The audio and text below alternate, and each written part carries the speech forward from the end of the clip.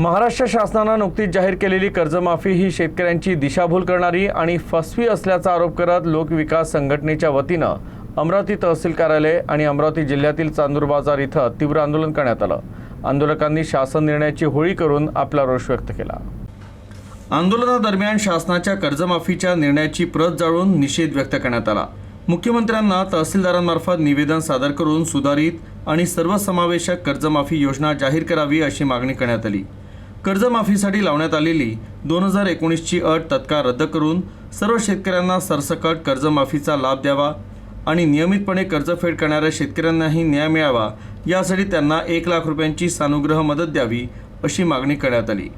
यावेळी शासनाच्या शेतकरी विरोधी धोरणांविरोधात निदर्शनं करण्यात आली। महाराष्ट्र शासनाने जाहीर केलेली कर्जमाफी शेतकऱ्याच्या हिताची नसल्यामुळे आम्ही सर्व शेतकरी शासनाने काढलेल्या या शासन निर्णयाची या कर्जमाफीचा निषेध म्हणून आज तहसील कार्यालय चांदूर बाजार येथे जाळून होळी करणार आहोत आणि शासनाला विनंती करणार आहोत की ही जी कर्जमाफी तुम्ही शेतकऱ्यांसाठी घोषित केली आहे ती शेतकऱ्याच्या हिताची नसून शेतकऱ्यांना हानिकारक आहे।